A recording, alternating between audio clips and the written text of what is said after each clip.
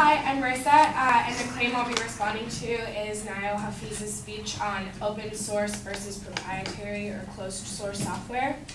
My opponent's main claim is that open source software allows for greater innovations than closed source software. His secondary claims were that when source code is open to the public, people from all around the world from many different backgrounds in software, mathematics, etc., are able to collaborate to create the optimal end-user experience. Second, that open source software is not created with any profit in mind. It is instead created with the end goal of fully satisfying the end user with the best product possible. And third, that because open source software code is publicly available, people using it could experience security breaches from hackers.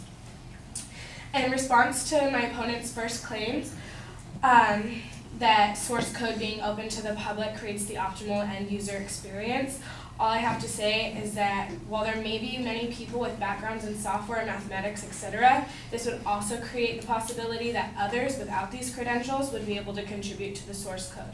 If just anyone is allowed to contribute to the making of the software, then it would most likely be faulty to the general consumer.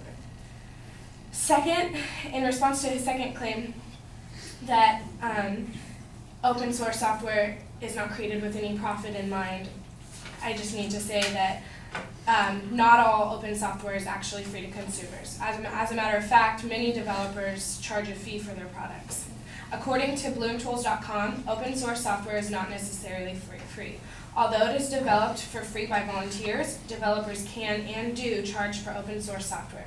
There is almost always a cost to integrate your website design into an open source CMS, and you may find that there are a number of hidden costs with using open source software, including charges for any simple customizations that you may need.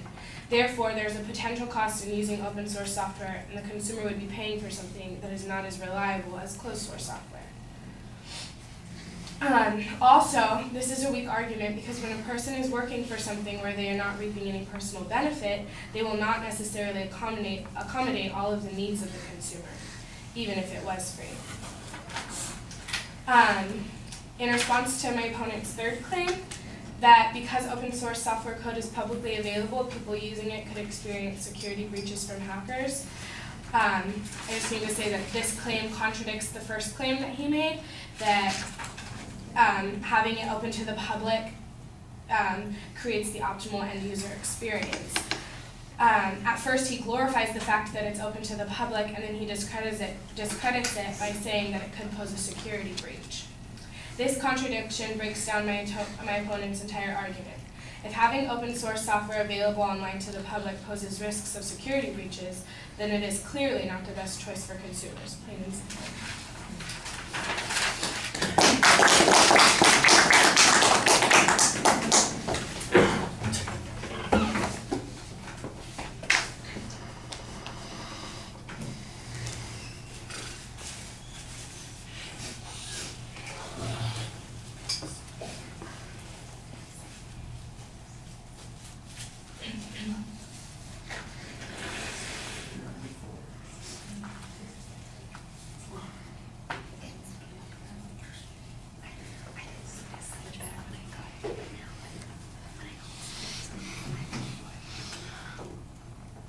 All right, the issues basically defined and described. You keep that relatively simple. You've got a good summary of what the advocate's secondary points are, although that third point sounds to me like the way you've described what the advocate said, I think you're right. But I didn't remember that that's the way the advocate made that particular point. So it would be one of those things where I'd have to go back and do a little bit of contrast.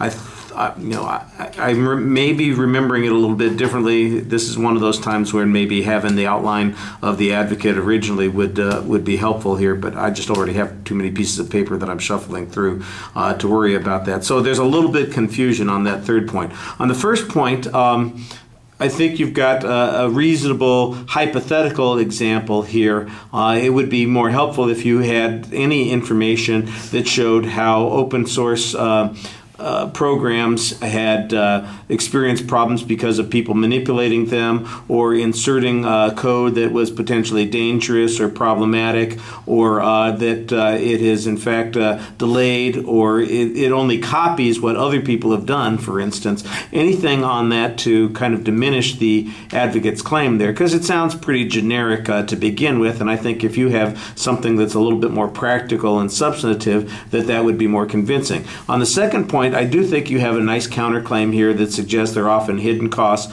associated with doing this. That for instance, ancillary applications or fixes might have costs, that applications to particular websites will require some fee, and that sometimes stuff that is developed in open code gets taken possession of and utilized for profit. I think that's fine. The other thing that I think you might want to point out is that profit-driven code seems to be doing perfectly fine, and if the public prefers it, and in fact has greater confidence in it, that seems to suggest that there is a value to having those closed source programs or data, whatever it is that they're working on there.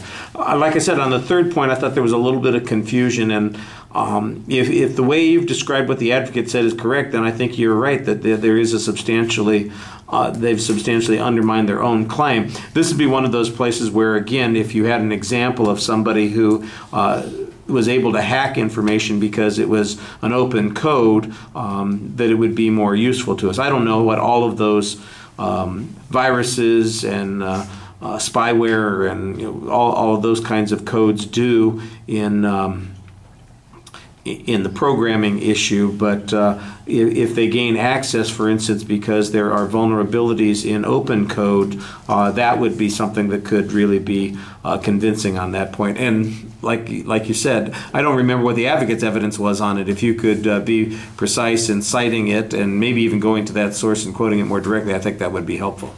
All right, thank you.